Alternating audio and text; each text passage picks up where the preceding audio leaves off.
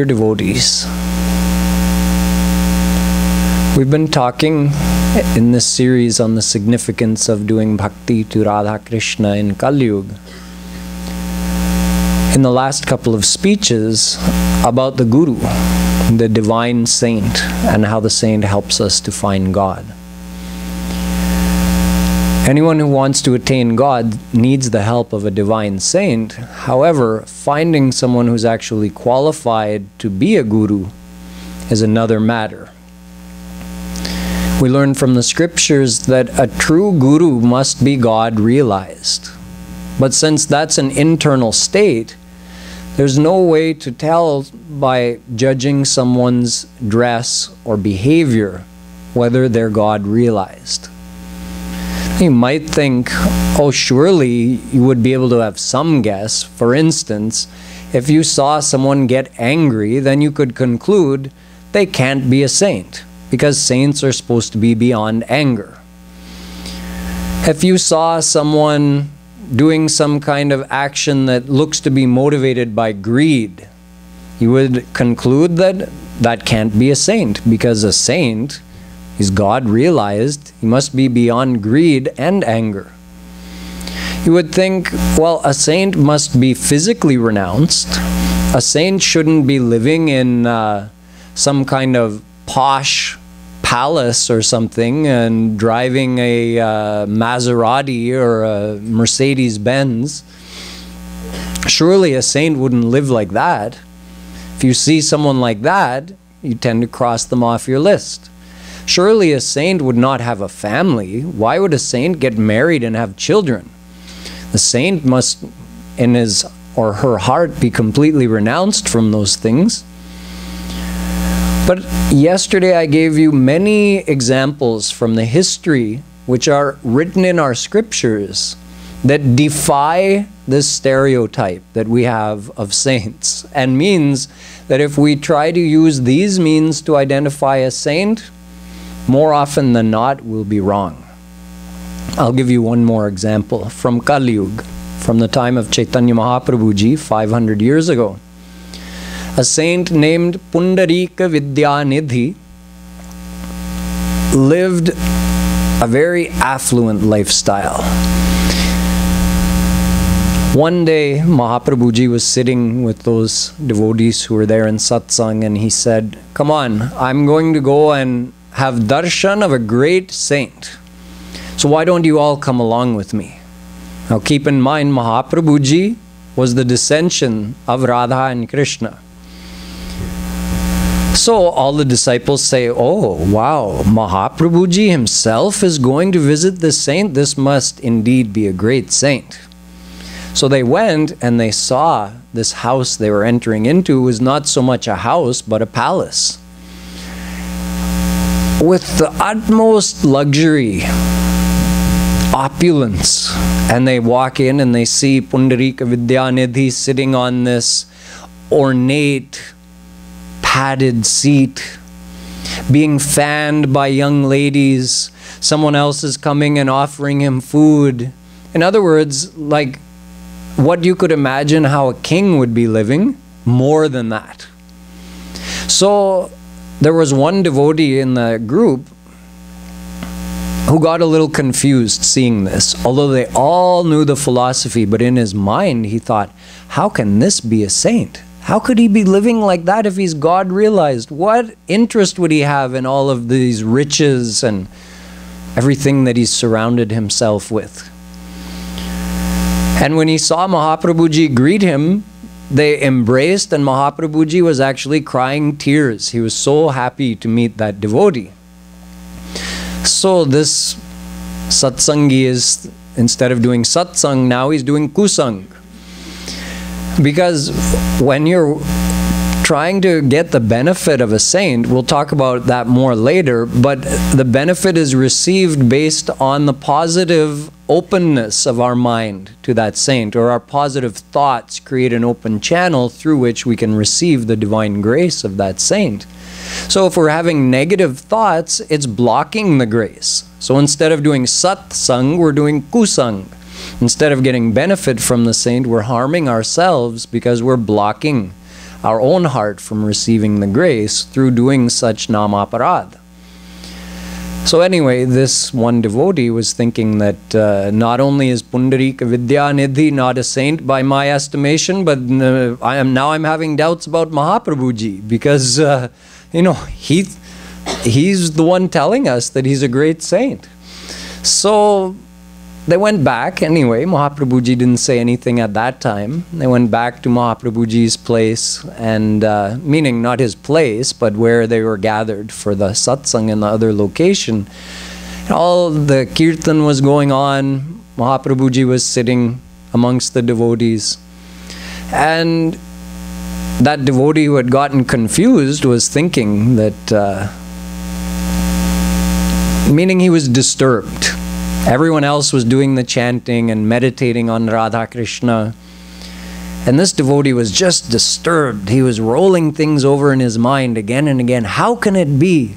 And now I'm having doubts about Mahaprabhuji as well. So in the middle of all of that, Mahaprabhuji called him. Hey, come here.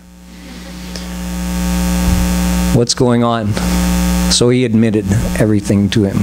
So he said, you made a big mistake. Now the only way to rectify this, you go to Pundarika Vidyanidhi, surrender to him, admit to him your mistake, and if he forgives you, then all will be well.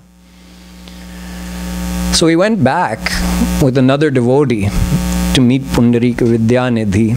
And this other devotee, as they entered, and he again saw him sitting in that same state, seemingly absorbed in these worldly indulgences.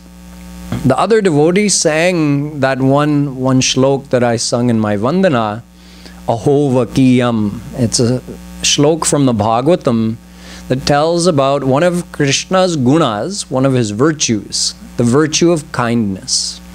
It's a description of that virtue of kindness, telling that Krishna is so kind that he even found a reason to grace Putana, who had come to him in order to kill him, but he found a reason to grace her and sent her to his divine abode.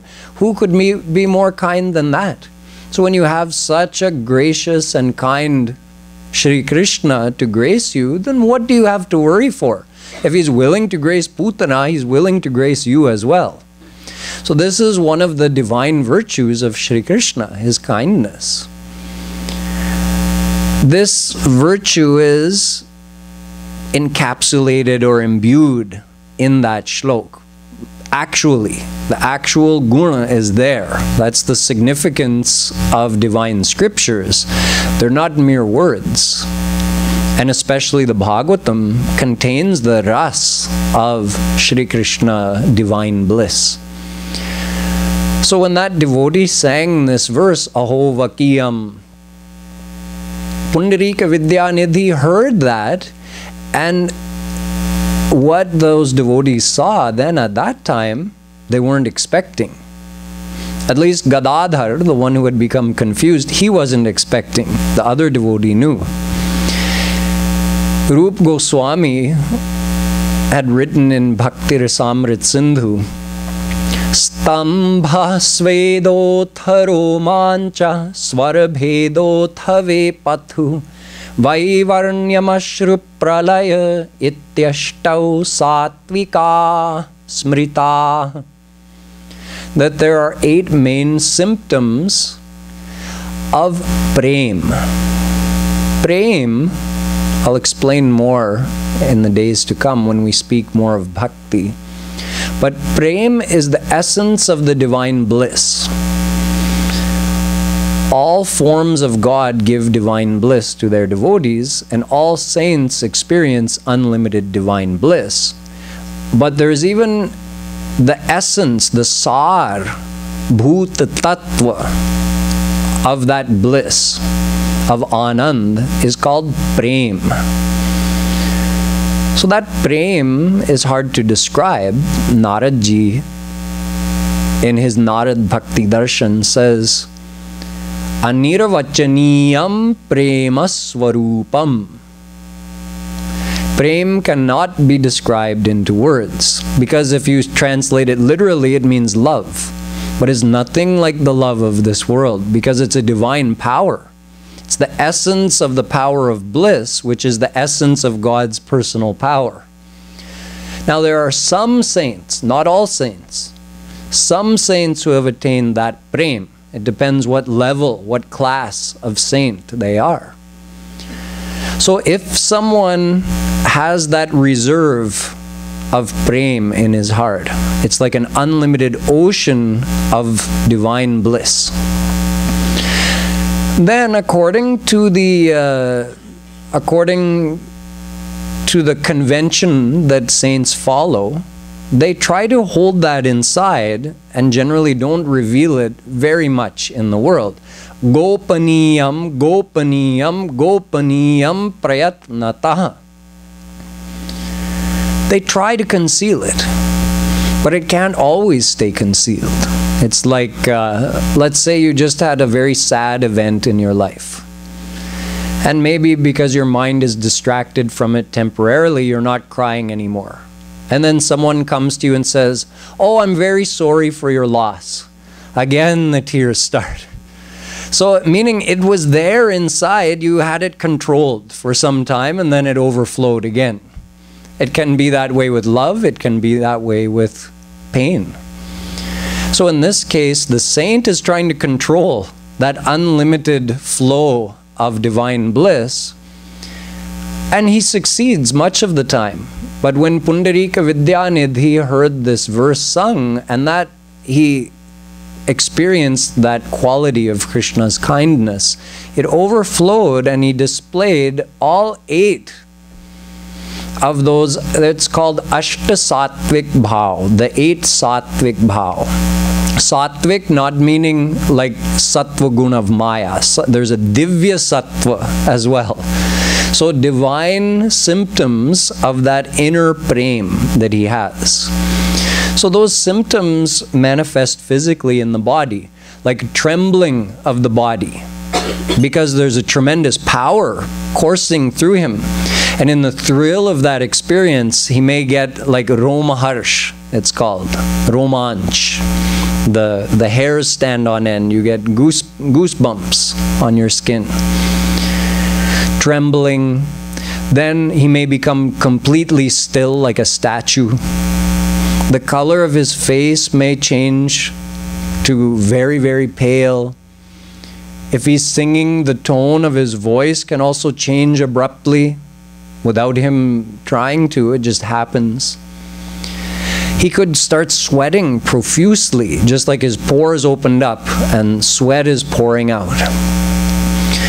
Tears can also be pouring from his eyes, either tears of happiness for meeting Krishna or tears of longing. He's desiring so strongly to meet with Krishna.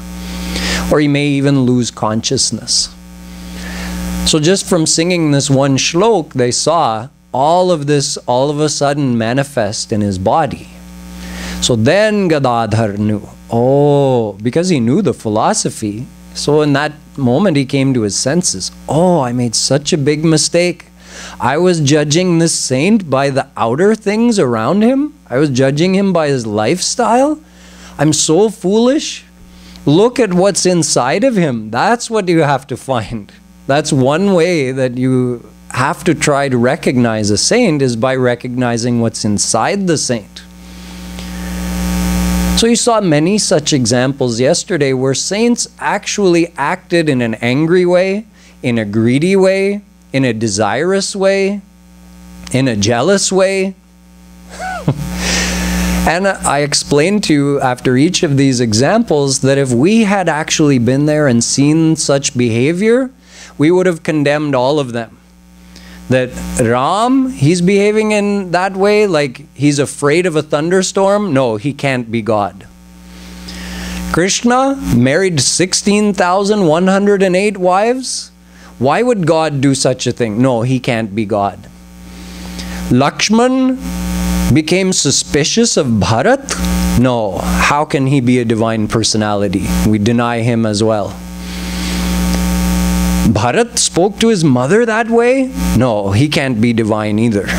Shatrughna did that to Mantra? No, he can't be divine. We're crossing them all off. Sanakadik Paramahans became angry and cursed somebody? No, they can't be saints either.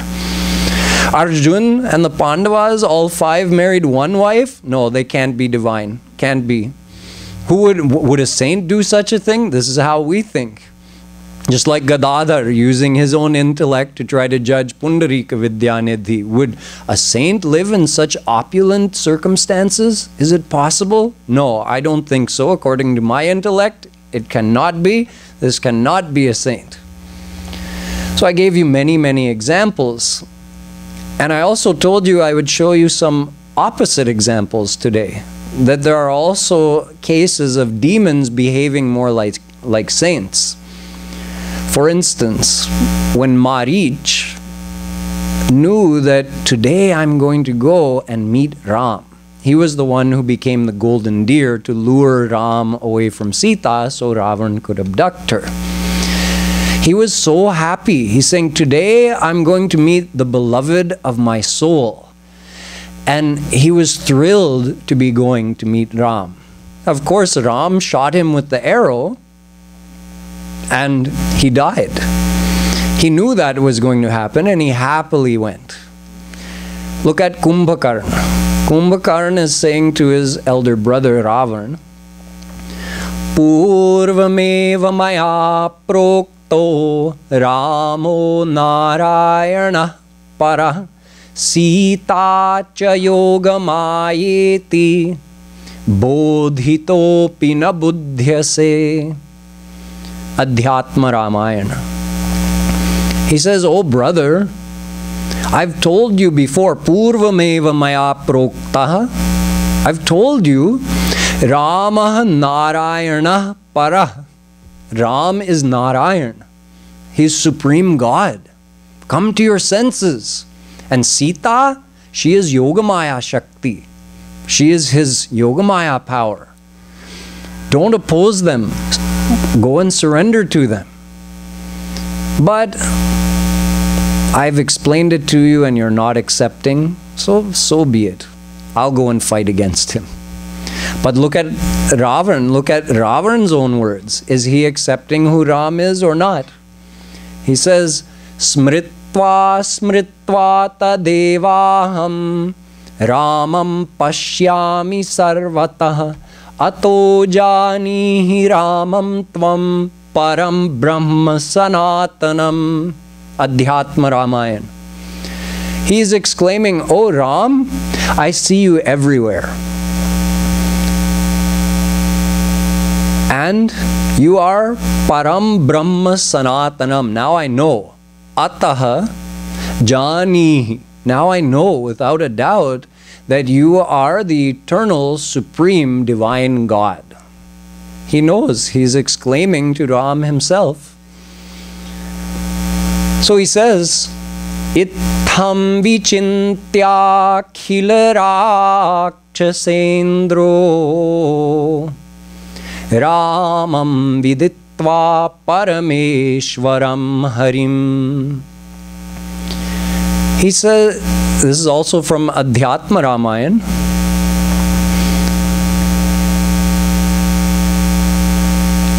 He says, I know who you are, Ram. I know you're God. There's no doubt in my mind. Then why is he opposing him? He says, Itham vichintya khilarakshasendro Ramam viditva parameshwaram harim virodha buddhyaiva harim prayami drutam na bhaktya bhagavan prasidet. He says something very curious. He says, Ram would not have been as pleased with my devotion to him as quickly if I did bhakti to him in a favorable way. By doing virod to him, I have made him pleased with me much more quickly. Why? Think of it this way. When Ram comes, when Shri Krishna comes, They're coming to perform leelas. Leelas means divine actions. And all of those divine actions happen for a reason, and they're also pre-decided. He knows what leelas is he going to perform, so he also knows, if you think of it kind of like a play, he also knows what cast members he's going to need to perform those leelas. Like a play, you have some good guys, you have some bad guys, some villains. So when Ram comes, when Shri Krishna comes, they bring many of their divine associates from their divine abode. So just like Ram takes avatar, Shri Krishna takes avatar, they descend on this earth planet. So along with them come many saints. Now some of those saints get to be his mother, father, brother, sister, friends, that kind of thing. Someone has to be his guru, someone has to be his teacher, but also someone has to be his enemy. Now, who could be God's enemy? You think, oh, atheists are God's enemy. No. No atheist has the power to oppose God. A saint has the power to oppose God. So, if God wants to have a war, he wants to have a fighting leela, who's going to fight against him? No ordinary soul. What does it mean to be an atheist? It just means you say from your mouth, I don't believe in God. That doesn't mean you have the power to oppose God. So a God-realized saint can fight against God. Thus, Ram would have said to some of his saints that you are my most dear one, and I know you like to follow my agya, so you have to become my enemy. Imagine if someone said to you, if you really want to please me, then spread some false rumor about me, so that everyone will think I'm of low moral character. What would your reaction be? I don't want to do that. Why would I want to spread such a rumor? No, please, I mean it. If you really value my friendship and you want to do something nice for me, then do this. None of us would be able to do it. And Ram is telling his saints, you have to fight against me. So who would be willing to do it? Only the most dedicated of his servants would be willing to do that. So that's why he said he was more pleased with my devotion when I opposed him than if I had done straight up bhakti to him, because I was playing my part in the leela. This is the case with all of the so-called demons in all of God's leelas, which he kills. You all know, if you've read Ramayana or Bhagavatam, whenever he kills them, what happens? They go to his divine abode, because that's where they came from. That's just the end of that leela. It's the end of their part in the leela, and they're going back. When Ravan was killed by Ram, as he was dying, what did he say? He said, you think you've won this war now because you've killed me, but really I've won. Because you're still here on this earth, and I'm going back to your divine abode ahead of you. So I win. So Ravan, Kumbhakarn, Kans, Shishupal, all these so-called demons are merely divine personalities playing a part in a leela. Some of what they're doing is to just make an interesting leela, a battle kind of leela. Some of what they're doing is giving an example of how we should not be, that we could recognize those bad qualities within ourselves, like the pride of Duryodhan that led him to run headlong into this Mahabharat war in which his whole family got destroyed. So we can recognize such pride in ourselves and let it not lead to our destruction. So something like this, different saints behave as Rakshasas in order to set some kind of example like that. That may be part of the reason behind what they're doing. And as far as the ones who are recognized as saints or divine personalities who seem to get confused or have angry behavior or that kind of thing, there's always a reason behind what they do as well. For instance, remember Parvati? She got confused seeing Ram's behavior, and she started questioning, is he really God? Is he not God? And then she went and tried to test him. So after, when at that time she was actually Sati, and then later when she came again as Parvati, and she met God Shiva again, and again she said, I still have this same confusion.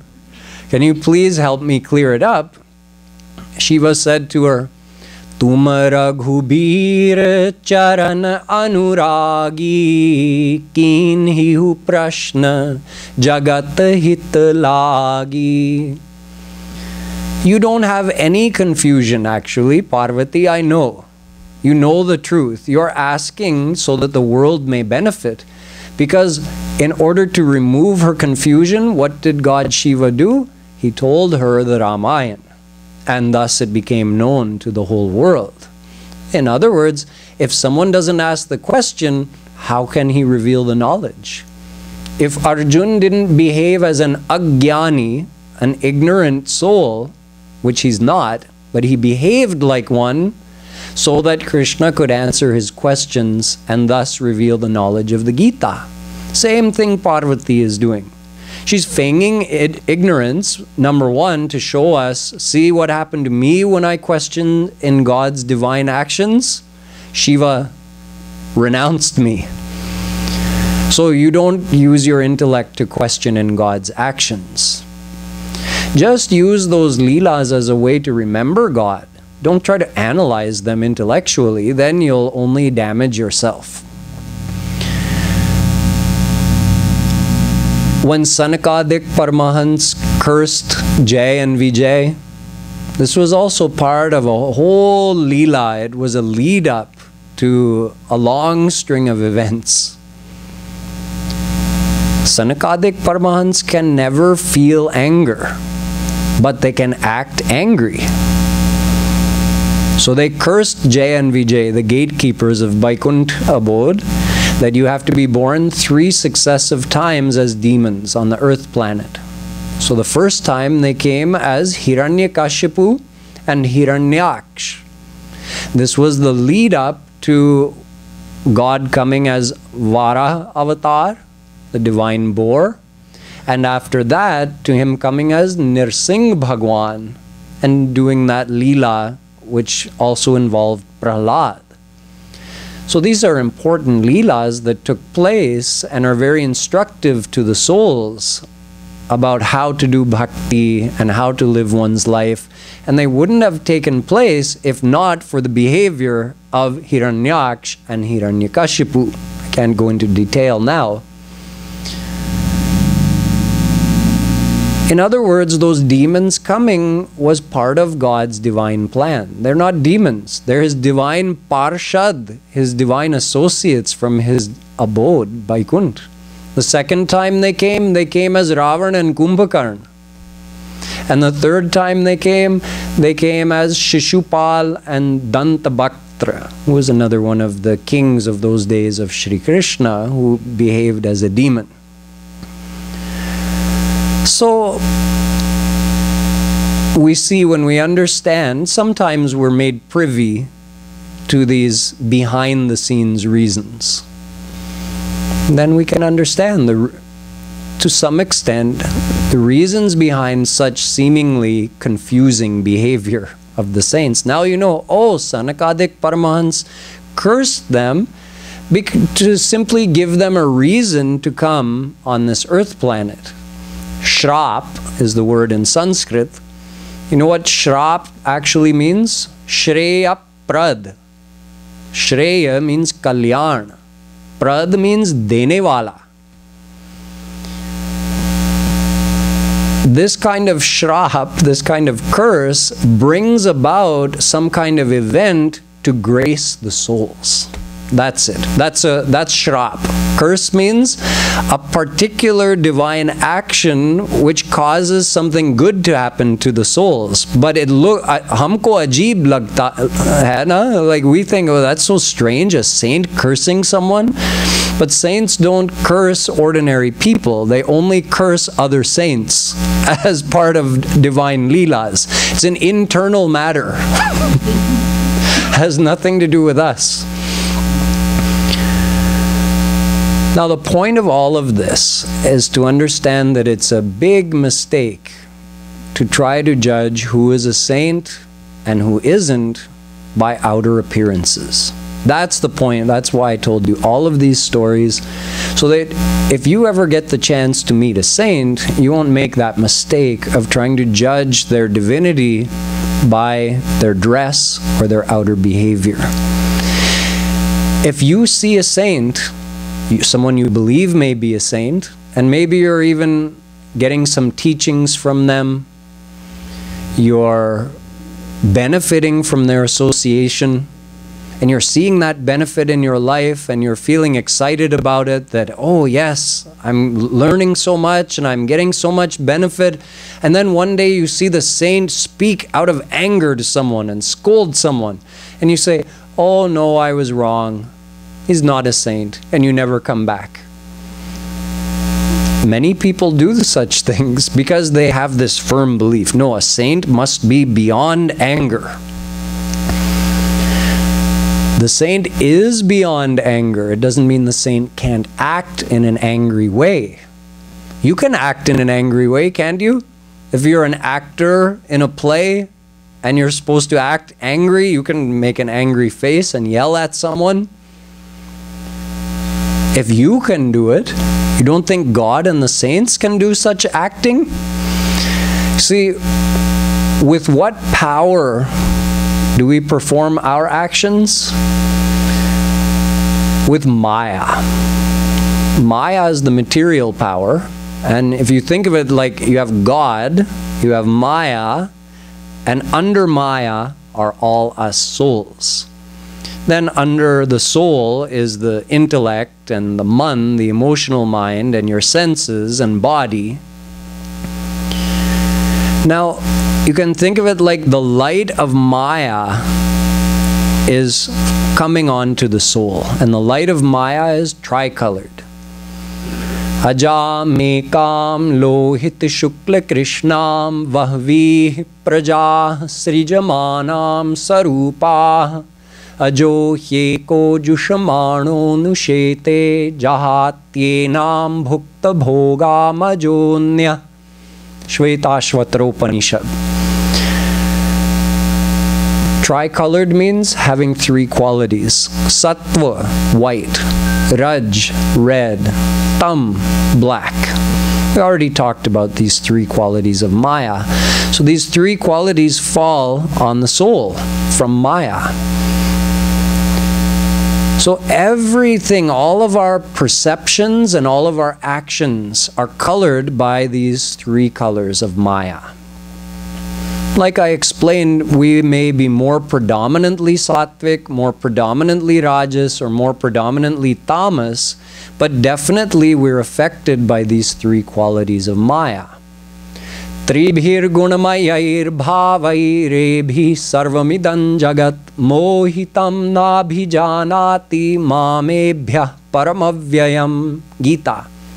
Shri Krishna says, because every soul is under Maya, or those souls who are under Maya, they're affected by these three qualities of Maya. They're mohit by them. Because since this tricolored light falls on the soul and goes on to the mind and senses, and then the senses illuminate the world around us. So it's like illuminating a white wall with a red light. What's going to happen? It's going to look red to you. Or illuminating it with a green light, it's going to look green, but it's actually white. So something like that, we project these three qualities on the whole world around us. So it means even if divine God is standing in front of us, like I said, if we could have seen Ram during that time, we would have thought, oh no, he's just an ordinary man. Why? Because we're projecting those three gunas onto everything that we perceive. It's the same reason we can't perceive God even now, even though he's omnipresent. And even if he takes avatar and he's right before us, even then we can't recognize his divinity because we're completely bound by and deceived by these three qualities of Maya. And it's with this that we perform our actions as well, with the power of Maya.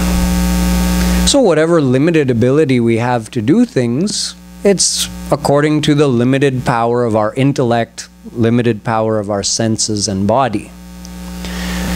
With what power does a saint perform actions? Well, for the saint, Maya has been removed. Now the divine light of God falls straight on the soul. Maya was between the soul and God. Now Maya's removed for that soul, the God-realized saint. So the divine light falls on the soul. It has a name, Swarup Shakti or Yoga Maya. God's personal power enters that soul. Now that soul becomes permeated by that divine Shakti. So a saint performs his actions with the power of Yoga Maya. Aghatita Ghatana Patiyasi. Yoga Maya is the power which makes all the impossibles possible. Kartum akartum anyatha kartum samartha. With Yoga Maya, the saint, see what Yoga means, keeping you in contact with your divine state. So the saint remains in that divine state internally, but is able to do Mayic looking actions. Very simple explanation. Internally, he's one with God, and internally there's no question of Mayic desire, anger, greed, that kind of thing. But externally, he can do Mayic looking behavior. In other words, he can behave in an angry way, furrow his brow, shout at someone, get married, have kids, look like he's enjoying some worldly luxuries, indulging in worldly riches. He can do all of those things from outside, and from inside it has no effect, zero effect. It has an effect on us. That's why Shri Krishna says, Tam Bhranshayami sampadbhyo yasya chechamyanugraham. Bhagavatam. If I want to grace you, I start taking away things, worldly things from you. Why? Because you become so attached to those worldly things, you get distracted and you forget about me. But there's no question of that ever happening to a saint. So it doesn't matter. He may be the richest person in the world, may be married, have many children, may be totally renounced, living in a cave somewhere. It makes no difference to that saint. Can you imagine that? No difference. Not less difference, no difference. You know why we can't imagine that? Because it would make a difference to us. So we think if it's impossible for us, it must be impossible for him. If I can't act angry without being angry, then the saint can't do it either. If it's impossible for me to get married and have kids without this calm, without this desire for such enjoyment, then it must be impossible for a saint as well. Surely Prahlad and Dhruv must have had such desires, otherwise why would they have gotten married and have had kids? This is what we believe. Yet, it is not so. In the Bhagavatam, Parikshit asks a question of Shukdevji, who's telling him all of Krishna's Leelas. So he says, when he got to the part about Shri Krishna doing Maharas with the gopis, in Maharas Leela, Shri Krishna plays his flute in the middle of the night. And all the gopis hear it and they come running and meet him in the jungle. So they leave their home, they leave their kids, their husband, they sneak out of the house and they go and meet Krishna in the middle of the night. All the gopis go. And then Maharas happens. In Maharas, all the gopis dance and sing with Radha and Krishna. So at this point, Parikshit says, but Guruji, isn't that against dharma? Why would Krishna be doing something against dharma? It looks like a sin. Many of you, when I described it, your eyes went, yes, would God do such a thing? So, Shukdev ji explained, Dharma vyatikramo drishta ishvaranancha sahasam tejiyasam na doshaya sarvabhujam yatha vahne sarvabhujam yatha. He says, a saint and God are like a fire. The fire is always pure, and even when something impure comes in contact with the fire doesn't become impure, it purifies the impure thing. You throw anything in a fire, it becomes fire, right? So it adopts the qualities of the fire does not adopt the quality of the thing that you're putting into it. So it means that fire can never be made impure. Similarly, God and those souls who have reached God, they may dharma vyatikramaha drishta. From your eyes it may appear that God or the saints are doing actions which are adharma. However, dharma anyatra dharma danyatra dharmat Kenopanishad. God is beyond dharma and adharma. Adharma and dharma are for the souls under Maya. What is dharma for? Dharmo yasyam madatmakaha. Bhagavatam. Shri Krishna says dharma is simply how the souls come to me. That's it. So what happens after the souls reach Shri Krishna? Ved, which is the repository of this dharma. How do we know what is dharma and adharma? Ved tells us. This is prescribed, this is prohibited. That's dharma, that's adharma. So when a soul reaches God, what happens to his relationship with the Vedas? Brahmavid Shruti Murdhani. Ved itself says, those souls who have reached God walk putting their feet on the heads of the Richas of the Vedas. In other words, they've left behind those Vedas. When you go to university, let's say you've been studying in university for some time and then you come back to your high school to visit your teacher. Will your teacher scold you? Hey, you're late for class. But I don't go to this school anymore. So similarly, those souls who reach God, they're not in this school anymore. This school is for us. These souls who have forgotten who we are, we've forgotten we're actually the divine soul and we belong to God. So all those rules are for us, to cure us of that forgetfulness and allow us to meet with Shri Krishna. Once that's done, what's the sense of following those rules? They have no application in a saint's life. It is also said that the Vedas are like the Purohit who get the husband and wife married.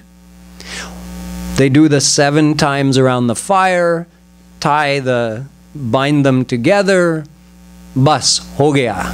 Now when they go to their house, whatever they do there in the house has no concern with that Purohit. His job was to bring them together. That's it.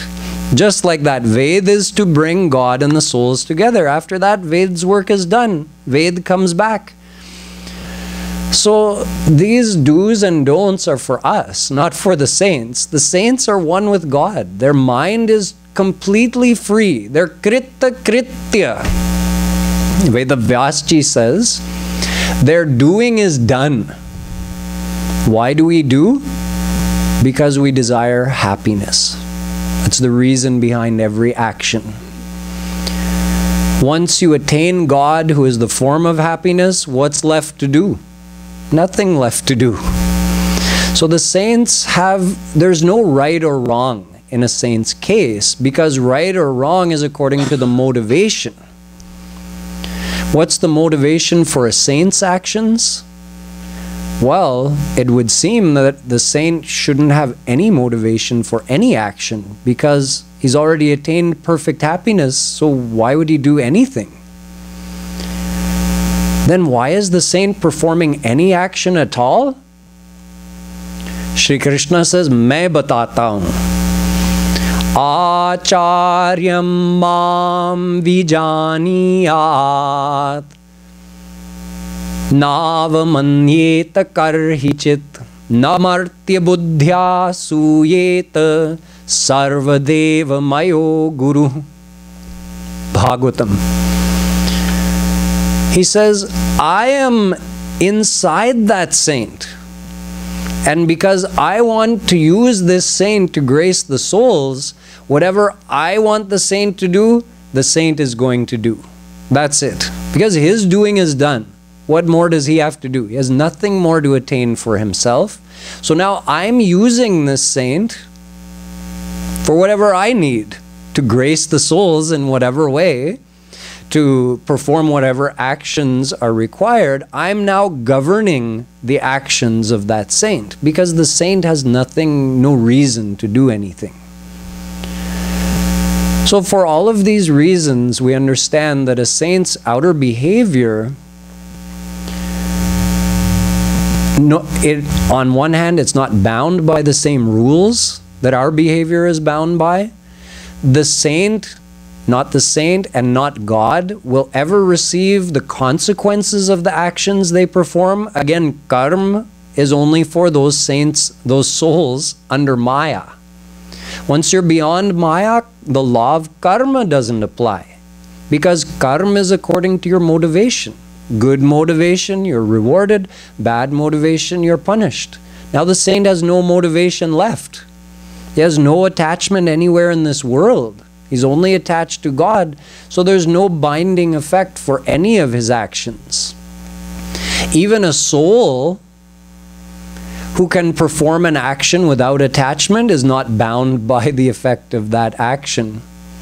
What to say of a God-realized saint? So the saints are not bound by the same rules we are. They're not bound to receive the consequences of their actions, and they have no reason, no selfish reason to perform any action, just like God has no selfish reason to perform any action. So we can understand that whatever God is doing and whatever the saints are doing is only to grace the souls. We may not understand how is it gracing us? Why did God do this? How is that going to help us? How would we be able to understand everything? God's intellect is divine and unlimited. His planning is not always going to make sense to us. So we have to have that much faith. But a question still comes, that in the Gita it says, Yadyada charati shreshthas tattadevo jano janah. Yadyada charati shreshthas tattadeve taro janah. Sayat pramanam kuruto lokas tadanu vartate. That people tend to imitate the actions of great individuals. So if the saints are doing such actions which appear to defy the laws of dharma and karma, in other words, they're doing what appear to be wrong actions, like Shri Krishna doing ras in the middle of the night with the gopis, or like any saint getting angry or doing something out of greed or lust, or all these things that it appears to us that they're doing. If they're doing such things, then aren't the ordinary souls like us going to imitate their actions? And then what's going to happen to the world if everybody imitates those seemingly adharmic actions of the saints and God? So the answer to this question will be broached tomorrow. Boliye Vrindavan Bihari Lal Ki.